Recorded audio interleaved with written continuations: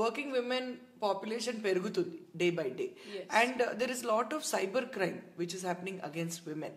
So ఈ cyber crime అంటే ఏంటి? సైబర్ క్రైమ్ అంటే ఇప్పుడు సైబర్ వరల్డ్ లో అయ్యే క్రైమ్ అగేన్స్ట్ ఉమెన్ ఏం అఫెన్సెస్ చోటు చేసుకుంటున్నాయి అని ఒక ఎగ్జాంపుల్ ఇవ్వాలంటే సింపుల్ గా ఇప్పుడు స్టాకింగ్ చేస్తుంటారు ఆన్లైన్ లో. లేక స్టాకింగ్ అంటే ఏంటి అంటే నేను ఎందుకు అడుగుతున్నానంటే, స్టాకింగ్ అంటే ఇన్స్టాలో ఎప్పుడు ఆన్లైన్ ఉంటున్నారు, ఇదంతా స్టాక్ చేయడం విత్ మ్యాలిఫైడ్ ఇంటెన్షన్స్, వాళ్ళని ఏదో రకంగా హెరాస్ చేయడానికి, భయం పెట్టడానికి, వెంటపడడం. ఇప్పుడు ఫిజికల్ వరల్డ్ లో వెంటపడడం ఏమో వెనకాల ఫాలో అవ్వడము, అలా వాళ్ళు ఎక్కడికి వెళ్తున్నారో గమనించడము, అట్లా వెనకాలే ఉండటం, అదొక రకమైన భయం క్రియేట్ చేస్తుంది మనకి, విచ్ యూస్ టు హ్యాపెన్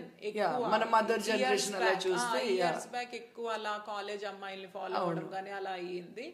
ఇప్పుడు వచ్చేసి సైబర్ వరల్డ్ లో because everybody is active on social media, వాళ్ళ అకౌంట్స్ అన్ని ఫాలో అవ్వడము, ట్రాక్ చేయడము, సో అలాంటివి.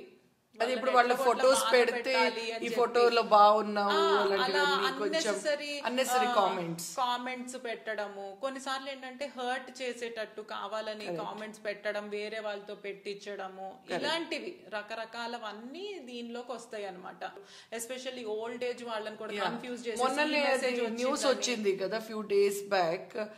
Secunderabad lo one old very senior citizen, I think SBI bank, they kind of took the whole case in their hand and they saved him. He's a doctor, senior citizen, and he almost wanted, అంటే ఆయన online transaction కూడా ready అయిపోయారు, అంటే అంత ఒత్తిడి ఉండింది ఆయనకు. అలానే టైం ఇవ్వకుండా మీకు బ్యాంకు నుంచి కాల్ వచ్చింది, లేకపోతే ఇన్సూరెన్స్ నుంచి కాల్ వచ్చింది, మీరు మాకు జస్ట్ ఓటీపీ చెప్పండి, లేకపోతే మీ అకౌంట్ ఏదో అయిపోతుంది, ఇప్పుడు మీ ఉన్న డబ్బులు పోతాయి, మేము బ్యాంక్ నుంచి చేస్తున్నాం అని చెప్పి అలా చేయడం వల్ల ఏంటంటే సీనియర్ సిటిజన్స్ ఎస్పెషల్లీ వాళ్ళకి అవేర్నెస్ తక్కువ ఉంటది కాబట్టి ఇంట్లో ఉండడం వల్ల అలా వీటికి ట్రాప్ లో పడతారనమాట.